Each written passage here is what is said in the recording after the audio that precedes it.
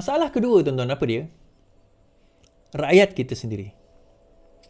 Saya applaud lah, saya berterima kasih lah kepada mereka yang nak menentang. Ada tadi yang mesej saya yang menentang, ni pendatang asing ni ambil pendapatan kita, pendatang asing ni buat macam tu, pendatang asing ni buat macam ni. Agree. Okay, kita establish tu dulu. Saya agree.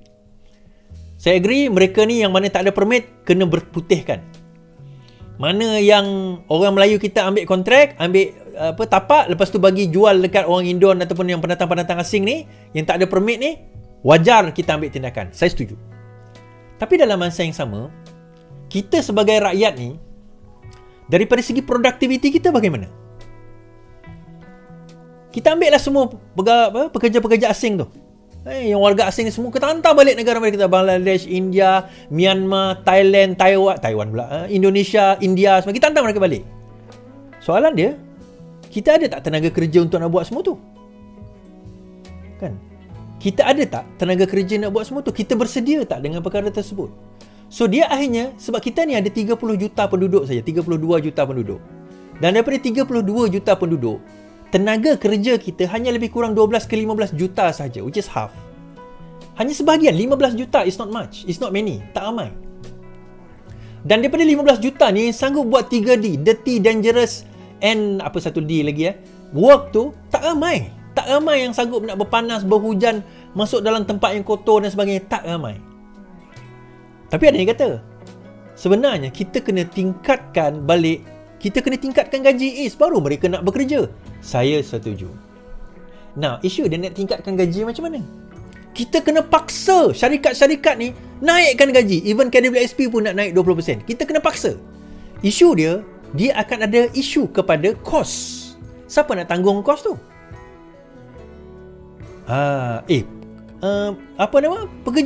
Majikan-majikan lah kena tanggung kos.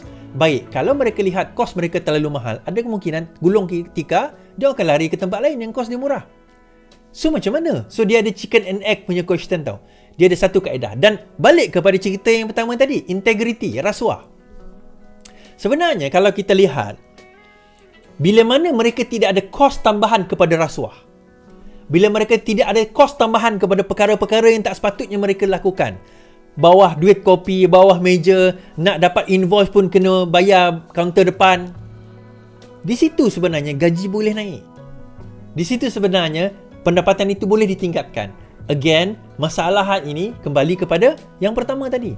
Sebab itu bagi saya, kita dah mula kena berfikir sebagai negara kita ni lah. Antara lain kita kena mula dah ada program untuk nak ekspor. Kita sekarang ni banyak import. Kita kena hasilkan juga local product, but at the same time kita kena ekspor pekerja yang ada otak kita ni, yang ada skill. Tapi masalah kita adalah penduduk, itu je. Kita ada masalah penduduk tak cukup. We don't have that many, orang kata apa, yalah penduduk lah. Tak ramai penduduk yang really nak going into that direction. Penduduk kita tak, jadi 15 juta je kan. Daripada 15 juta tu berapa ramai je nak buat kerja-kerja. Balik kepada education kita sendiri kena dibetulkan balik lah. So malam ni saya nak menyentuh soalan tentang ini sebab saya nak kena bagi tahu, selagi mana kita tak faham, pertama rasuah integriti, kedua modal insan. Yang ni saya suka Pak Lah dulu. Pak Lah nampak benda ni. Pak Lah nampak tentang modal insan ni, tetapi orang tak nampak visi Pak Lah. Bagi saya, dalam ramai-ramai Perdana Menteri tolak Datuk Seri Anwar Ibrahim, the second yang saya paling respect, sebab saya tak hidup zaman Tun Abdul Razak, the second saya paling respect adalah Pak Lah zaman sepanjang saya hidup. Zaman saya Tun Mahathir, lepas itu Pak Lah, lepas itu Najib, lepas itu Muhyiddin, Ismail Sabri, Anwar Ibrahim. Tolak tepi Anwar Ibrahim. Daripada 5 Perdana Menteri ni, yang paling saya respect daripada 5 ni adalah Pak Lah. Sebab masa itu saya sebenarnya nampak apa yang Pak Lah buat, cuma dia berada at the wrong crowd. He was among the wrong crowd. Macam saya pernah tulis satu artikel dululah zaman tu. Saya kata pada masa itu seorang alim tak boleh jadi ketua kepada among thieves. Seorang alim tak boleh jadi ketua di kalangan pencuri. Sebagaimana seorang pencuri tak boleh jadi ketua di kalangan orang-orang alim, orang-orang yang baik. Vice versa lah. So Pak Alah ni orang yang baik. Kan? Pada masa itu, mereka semua bercerita tentang projek. Yalah, selepas daripada zaman Mahathir kan. Nak projek tu, projek ni. Pak Lah, dia cautious. Dia kata projek ni kita kena tengok, kita kena lihat. Lepas tu kita kena bangkitkan modal izan. Sebab itu kalau tuan-tuan tahu HRDF, Human Resource Development Fund atau HRDC sekarang ni, diwujudkan zaman Pak Lah. Diwajibkan syarikat pada masa itu contribute 1% daripada total gaji khas untuk nak tingkatkan skill pekerja-pekerja dia. Which is a very good idea sebenarnya. And yet, kita tak emphasize kepada perkara itu. Kenapa? Kalau kita lagi teruk tuan-tuan baru-baru ini adalah a few years ago. Orang mula berbincang, kita kena turunkan apa orang kata kita punya hari bekerja daripada 5 hari kepada 4 hari. Lagi teruk. Dahlah negara kita ni menghadapi masalah productivity. Tanyalah mana-mana majikan pun. Dia kata negara kita menghadapi masalah productivity. Rakyat productivity of the people is really Malaysians ni not as high as apa orang kata negara-negara membangun seperti Jepun dan sebagainya. Kita masih lagi beringkat bawah. Itu satu. Kedua, skill kita pun masih tak berkembang. Sebab itu Menteri Pendidikan, ini peranan Menteri Pendidikan, kementerian-kementerian lain. Sekarang ni ialah kita ada vocational. Tapi kebanyakan vocational sekarang ini hanya pelajar-pelajar yang tak boleh pergi ke mana dan pergi vocational. Kenapa? Pada peringkat awal, kalau excellent pun dia ada option untuk pergi vocational. Sebab kita tak nampak potensi vocational ni sebenarnya macam mana. Kita, negara-negara maju, perlukan skill based rather than just paper based punya knowledge. Okay? So malam ni saya nak bercerita pasal tu je tuan-tuan. Saya nak bercerita tentang perkara tersebut sahaja. Kan? Sebab perkara ini kalau kita tak address dengan betul. Saya baca sini Sharman kata, a total reboot of our education system is sorely needed. Instill good values from the start, from the very young. This is the root cause of our disharmony. Agree. Bila kita masuk dalam sekolah, pendidikan kita tu dia dah jadi robot tau. Dia dah jadi satu program yang mundane. You know, education tu dah jadi mundane. Mundane maksudnya benda yang rutin. Dia umpama kita sembahyang, tapi kita tak khusyuk dah sembahyang tu. Apa tujuan kita sembahyang? Sebab aku dah hari-hari buat, macam pelik kalau aku tak buat. Kenapa aku pakai tudung? Entahlah. Sebab orang lain dah pakai tudung, aku pakailah. Kita dah tak faham konsep tu sendiri. Kenapa aku pergi sekolah? Kalau aku tak sekolah lagi, mak aku marah. Education tu sendiri dah jadi benda yang kita tak, ialah bukan kita, yang anak-anak kita dah tak menarik. Kita dah kena reboot, kena revamp balik the way we educate. Dan kita kena fahamkan education tu sendiri. Satu, terlalu banyak sangat subjek pun masalah juga. Banggalah 20A, 25A, 19A. Saya tak bangga dengan berapa banyak A, tuan-tuan. Saya bangga, ni adalah lecturer cerita kat saya. Banyak. Akhlak ke laut. Bangga, wah aku budak pandai. Tapi buat sesuka hati dia. Bukan semua budak pandai macam tu. Saya ni bukan budak pandai, so okey lah. Kan? Tetapi dia akhlak ke laut. Dan kita kena tengok juga daripada segi root cause ni semua. Kenapa saya bercakap benda ni tuan-tuan? Sebab kita kerajaan baru. Disebabkan kita kerajaan baru, kita ada kuasa untuk nak pergi ke arah itu sebenarnya. Sebelum ini agak hopeless bagi saya. Kan? Sebelum ini agak hopeless. Sebab apa? Fokus kerajaan dan juga pemerintah masa tu, macam mana aku nak sakau? Sebab itu dia tak boleh fokus kepada benda-benda ni. Benda-benda ni jangan aku tak buat kerja lah. Even jadi duta Asia Tenggara pun, janji aku dapat gaji. So akhirnya dia tak ke mana.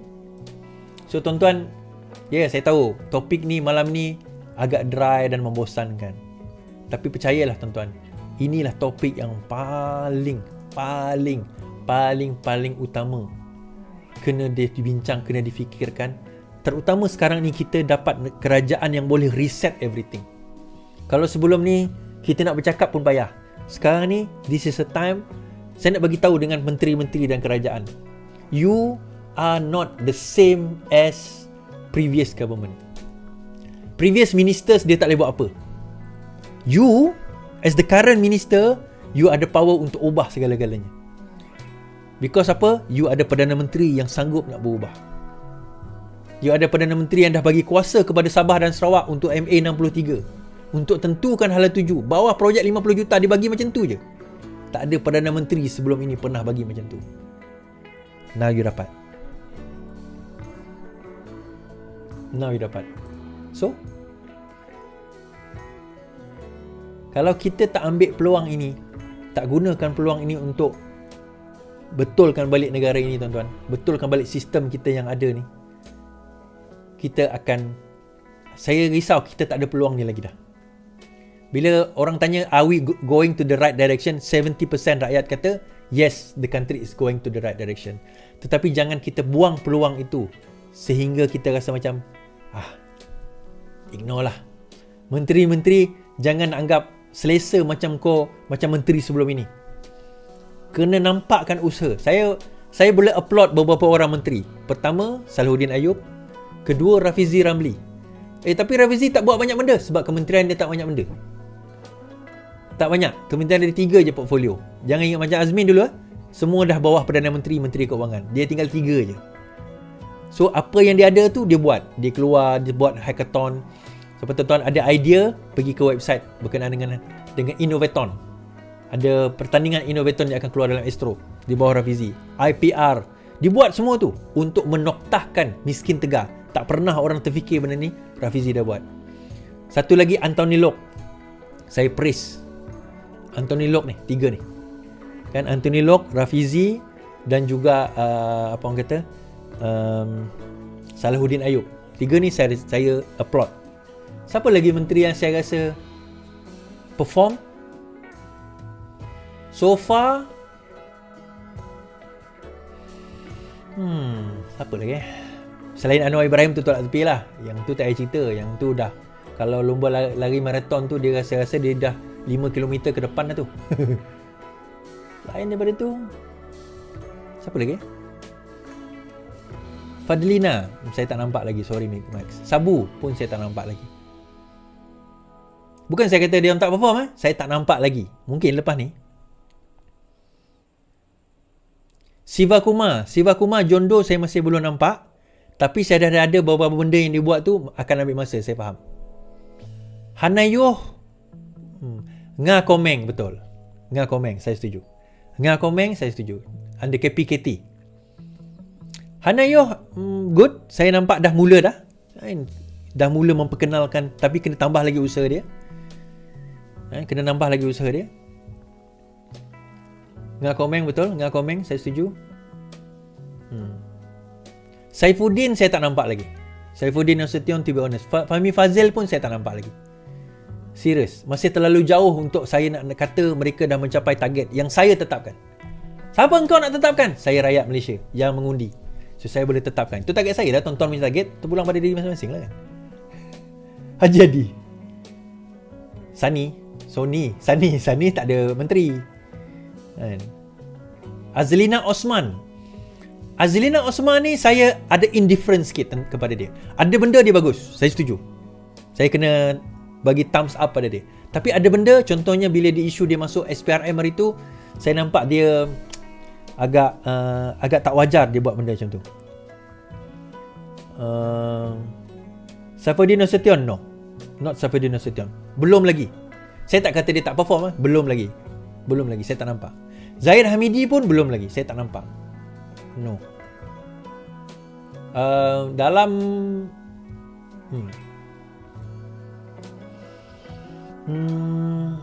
Amiruddin Menteri Besar. Chan Likang sebab dia buat Mosti. Apa benda dia boleh nampak kat situ kan. Dan Salahuddin saya dah sebut dah. Salahuddin tadi. Dengan komen pun saya dah sebut dah. William Ongin. Ya, Anwar Ibrahim, Rafizi, Anthony Lok, Ngah Komeng. Ya, itu first tier saya letak. Salahuddin Ayub satu lagi, first tier. Kalau second tier saya boleh letak Azlina Osman, Hanayuh, yang tu second tier. Siva Kumar, ini saya letak second tier. Kan, even Zaleha, Menteri Kesihatan pun saya letak second tier. Fadlina saya letak third tier. Fadlina, Saifuddin Nasution, Fahmi Fazil saya letak third tier, mungkin fourth tier. Saya letak fourth tier lagi. Third or fourth tier. Masih lagi kat peringkat bawah tu. Sebab apa? Dia tak buat lagi satu Saya bukan kata kena buat benda baru, tak. Tapi satu benda yang benar-benar really hit the mark. Really hit that mark, menyebabkan benda tu boleh spark the real change dalam bidang mereka, dalam kementerian mereka. Mat Sabu saya letak 3rd or 4th tier. Saya masih, Menteri Pertahanan pun 4th tier saya letak. Kan kes-kes tu semua masih belum disiasat, masih 4th tier. Menteri Luar Zamri saya tak saya letak dia 2nd tier lah. Zamri saya letak 2nd tier. Kan, Zamri saya letak 2nd tier. Mak Sabu 3rd tier. Bagi saya Fadlina okey. Nick kata okey, bagi saya tak. Sebab bila saya kata okey, bila sebut okey ni semua orang okey. Menteri sebelum ni semua okey. Saya tak nak okey tuan-tuan. Saya tak nak good, saya nak great. You know what is the enemy of great? The enemy of great is good. Good is not enough for me. You have to be great. I don't want you to be good, I want you to be great. I put you there because I want you to be great, not you, but the work. I know you are great already, but the work has to be great. Kan, kalau setakat good, setakat okay, no lah. Kalau setakat good, setakat okay, Ahmad Mazlan masa jadi menteri KPDN dulu pun okay. Menteri Agama, saya letak 4th tier, 5th tier kot. Nick Nazmi saya letak dia 3rd tier lagi, masih lagi 3rd tier. Tier ketiga. Kan. Menteri Tiong Pelancongan, saya letak dia 4th tier. Tiong, Menteri Pelancongan saya letak 4th tier. Menteri Nancy Shukri saya letak 4th tier. Tapi Fadli apa nama? GPS Timbalan Perdana Menteri GPS saya letak 3rd tier sama dengan Zahid. Tapi 3rd tier dia tu dah hampir ke 2nd tier. Saya nampak dia buat kerja. Fadilah, which is good. Tengku Zafrul out, Demiti. Tapi Demiti pun bukanlah out. Saya letak dia 3rd, 4th tier macam tu lah. Kan. Masih lagi. Bagi saya Menteri Agama paling rendah lah. 4th tier, 5th tier kot. Menteri Agama macam tak wujud. Khalid Nordin Menteri Perpaduan. Saya tak tahu apa benda perpaduan dia buat. Saya sebut menteri Adam Adli ke apa ke, dia timbalan. Timbalan ni saya tak tengok. Sebab timbalan ni dia carry Perdana Menteri. Dia tak carry dia ni. Okay, so itu yang saya nak buat. Saya faham, saya baca komen tuan-tuan ni. Terima kasih saya ucapkan. Terima kasih bersama saya malam ni, insyaAllah. Dan yang paling penting sebenarnya tuan-tuan, kita sebagai rakyat ni jangan berhenti untuk memberi cadangan-cadangan. Kita jangan berhenti berfikir, kita jangan berhenti memberi cadangan, kita jangan berhenti nak bercakap seolah-olah kita takut. Kita dah tak perlu takut kepada kerajaan. It is the government who should fear us. It is not us to fear the government. I mean, nobody should fear nobody lah. The government shouldn't fear us, and we shouldn't fear the government. We should not build this relationship based on fear alone. We should build this relationship based on trust, based on working together, working hard. This is how we should build this country. Dan it's gonna take time. Don't worry, reform will take time. Tetapi time we have. Masa tu kita ada. Question is, adakah kita setakat jadi bystander ataupun kita berada di dalam reform tu nak membantu kerajaan yang ada. So this is apa yang saya boleh buat lah. Ini saya boleh buat, saya boleh bercakap. Tuan-tuan mungkin ada contribution lain. Mungkin tuan-tuan bekerja dengan kerajaan. Mungkin tuan-tuan menteri, timbalan menteri, politik sebagainya, whatever. Sampaikan kepada mereka. That in order for us to make this change, good is the enemy of great. Good is not good enough. Okay is not good enough. You have to be great. Sekian daripada saya. Selamat malam, selamat beristirahat. Yang penting, lawan. Tetap lawan. Salam.